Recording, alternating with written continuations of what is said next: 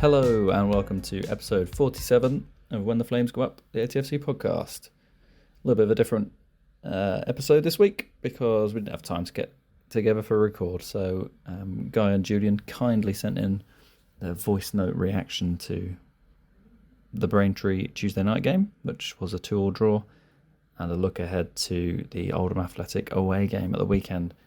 We'll be back next week with a standard episode where we'll be back once again talking about a home game that's very important for Aldershot. But the small matter of playing away at Boundary Park at the weekend. So the clips will be kind of up and down and spliced here, there, and everywhere. I've tried to put little transitions in there just to make it easier to listen to, but it will be a bit rough around the edges as I'm working on limited time. So enjoy the episode, and if you've got any questions, or if you've got any thoughts on where the shots are headed at the moment, then please do send them to atfcpodcast@gmail.com. And best of luck to anyone heading up on the weekend. Let me know if you are and how you're getting up there. And obviously we'll see you there. Up the shots. How are the nerves, Shots fans? Just making my way from London down into Waterloo, over Blackfriars Bridge. Nice and busy, bustling, you might say. It always feels a bit weird going from London to Aldershot. You come out of Aldershot station, it's just a real drop off as the noise levels drop down. But you can't beat a Tuesday night under the lights. Despite my failed journey down to Aldershot on Saturday to watch the Solihull Moors game, which got postponed, obviously. It's been chief on the minds of most Aldershot fans, I'm presuming, since that late cancellation. Although, I mean, it wasn't miles late, and maybe I should have known better, but I did leave early enough, which meant I was in Aldershot. Anyway, so Braintree tonight. It's a little day in the life of a London-based Aldershot fan. Quite nervous. It does feel like a 6-pointer. And usually with these games, I don't normally think about it until I'm on the train, because that just feels like, the next station is Aldershot, that kind of stuff. But I've been thinking about this one all day, and I'm slightly worried they're going to turn us over. But fingers crossed, all being well. We'll come out on top. We're currently 18th, as you probably know, or we might not be now and you're listening. Braintree 2 places behind in 20th, but Shots 2 points off the drop as it stands, and a few games going ahead tonight that might dictate where we end up.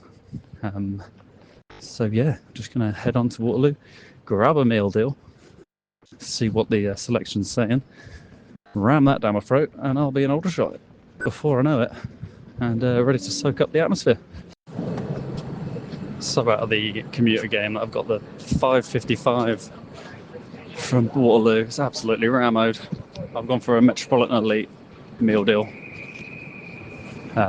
Mozzarella and pesto sourdough, popcorn, trip CBD drink. Who do I think I am? So going to try and probably stand up for this hour-long journey. Great fun. Back in the commuter life for one last time. In a bit. Absolutely ramo kablamo on the train. Managed to get a seat. Meal deal demolished. Ready for tonight. Immediately coming out of the station, you see look to your right, you see the floodlights over the railway bridge. I mean, it's just something about these winter ones where it's cold. I mean, it's not too cold tonight, but there's like that little haze in the air. I can see the floodlights now, just about puncturing through the gloom and into those big trees behind the high street end. Yeah, it is magic, isn't it? To be honest, when you break it down. I mean, I know we're playing bloody Braintree at home. It's all a bit village, but just look at that. I mean, you can't see it. It's an audio format, but I can see all 4 floodlights, the BT building, the church. I mean, it's good to be back. It's good to be back. And hopefully the shots with a strong lineup. Hopefully everyone's fit. I presume they are. Hopefully lineups will be coming out soon. But got to heed the warnings about Kirill Lisby because he's had a good season so far. I think he scored 9 goals for them this season, and scored the 2 comeback goals in the away game at Cressing Lane. So let's see. I'm gonna get in there, get in the East Bank bar, get myself a cup of tea, and wait for the lineups. Hiya. Lovely stuff, thank you. We are in. Got myself a cup of tea. Shots lineups out. Will Armitage starts. Scott, Maghomer and Armitage at the back. No Stuttle starting again, so there'll be calls, I'm sure, by the 45th minute to get him on if it's still 0-0. Just scratched off my golden goal ticket. It says 70 minutes, so fingers crossed it's not that. Hopefully we score early. So, Will, here's my take on the evening events against Braintree. You know, as supporters, we would all probably pick a different formation, different players. Thing is, we don't know what's going on behind the scenes. We don't know why players are on the bench. We don't know what's happened in training. And we've all got an opinion. We have to trust the manager and the team that they pick while they're in charge with us. Today's game was very similar in that we did look quite bright going forward. Jack Barham, I think, was a little bit isolated, perhaps in the second half. But you could argue that Josh Barrett was our most creative player, and so it would have been hard to have taken him off. He looked a little bit leaner, actually, to me as well last night, which is a really good sign. But he was probably our most creative outlet with Henry in the first half. And the first half was very open. I think I messaged everyone halfway through saying this could end up 5-5. Every time Braintree went forward, they looked dangerous. Every time we went forward, we looked dangerous too. But if you're looking at the goals, then I thought Henry's goal was excellent. Akpan cutting in from the right, a good decoy run by Barrett, found Henry on the edge of the box, took his time, looked up and just stroked the ball into the corner. Goalkeeper didn't even move, and that's the sign of a class player. Of course, we were 1-0 down after a couple of minutes, which looked like a pretty straightforward goal with Lisby getting on the inside of Maghomer, and to be fair to him, again, it was an excellent finish. Braintree's second goal was a little bit concerning in that it was a superb cross-in from the right-hand side, and when you're playing with a back three and you've got the free roaming Nathan Jones down the left-hand side, Ryan Jones down the left-hand side, it does leave you liable for balls into the box. And as we know that the more balls that go into the box, the more dangers there's going to be. So that's perhaps something that I'm sure the coaching team are looking at, in that how we can stop more balls going into the box. I don't think Dewhurst was at fault for their second goal. That ball was such a good ball into the box, and he had to get something on it. So it's just unlucky that it fell to Akinde and he tucked it home. But that's obviously an area that the coaching team are going to be working on. And of course, our second goal from Josh Barrett was an element of class. He'd already tried in the opening exchanges to lob the goalkeeper and was really unlucky when the ball came off the bar. And I think only Josh Barrett could have scored that goal. It was really well taken, and I think, as Guy suggested, it would be counted as a pretty special goal and perhaps a goal of the season contender.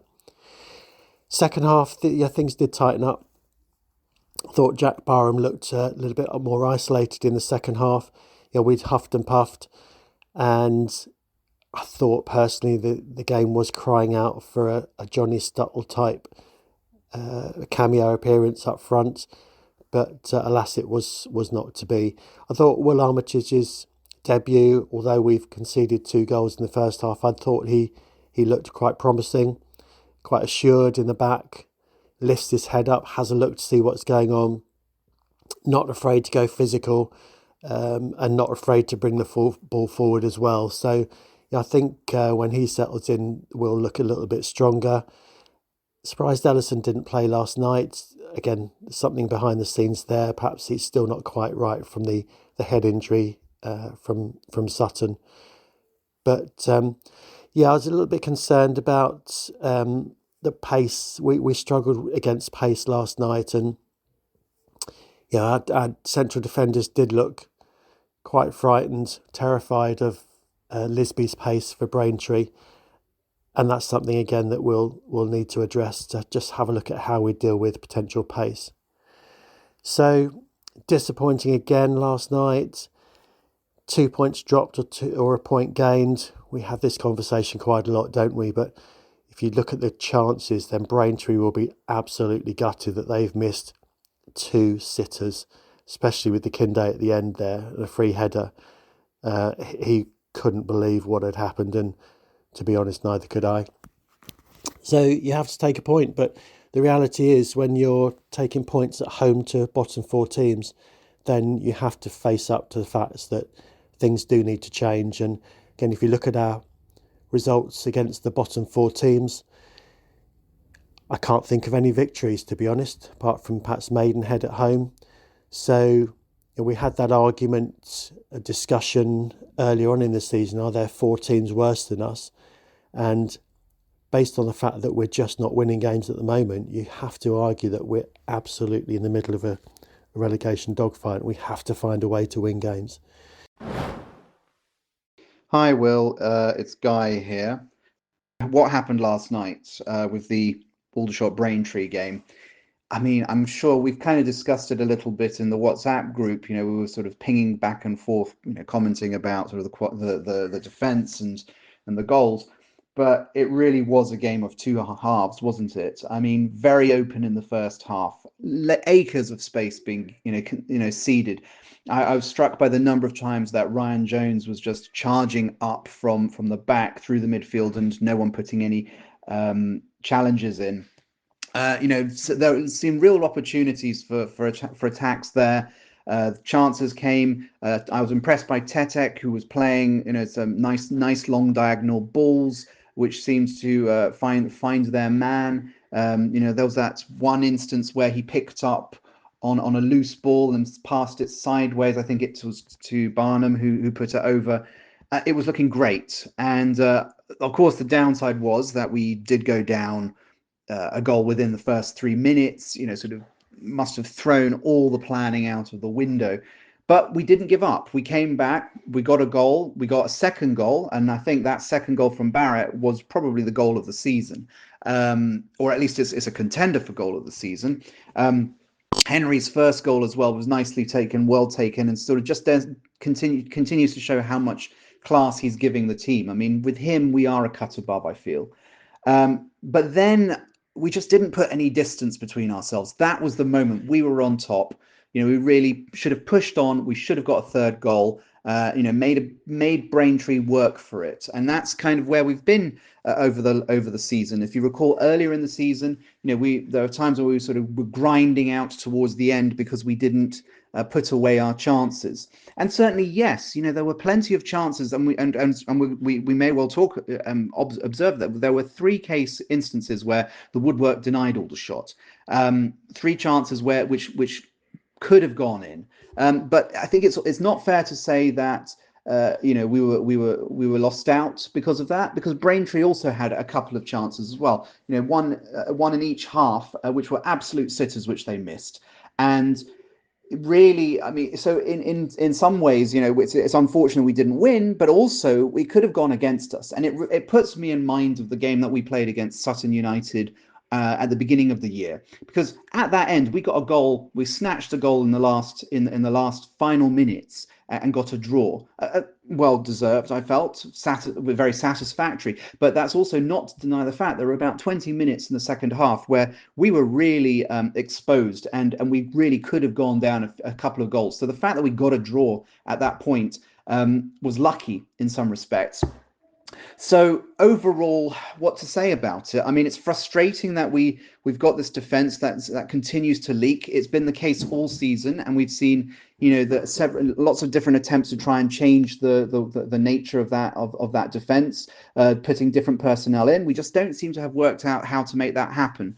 Up front, we do have talents. I mean, there are players who are scoring, but perhaps not enough to compensate for the defense at the back. And I mean, if I'm going to be honest, there is a certain degree of, I wouldn't say that the quality is all there, that when you compare it to last year's quality.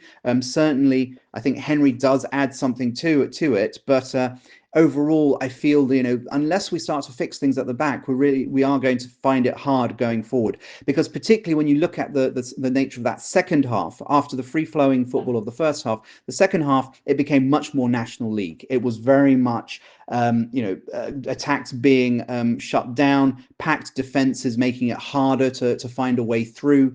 And so really there weren't very many opportunities there at all. And in the end, we got a point. At least we didn't lose, I suppose. But it really does feel a little bit like two points dropped.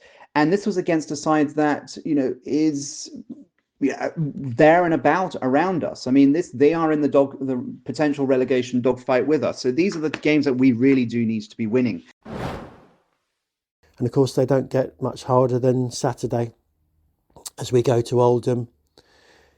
It's going to be a tough one for sure, but over the last couple of away games, Sutton and Forest Green in particular, we've played well against the better teams. So I'm hoping that is the case, and that we do show our quality. And with another game of Will Armitage playing, let's see if we can change a couple of things up front. Perhaps, sure, we'll probably start with the same lineup as we did today.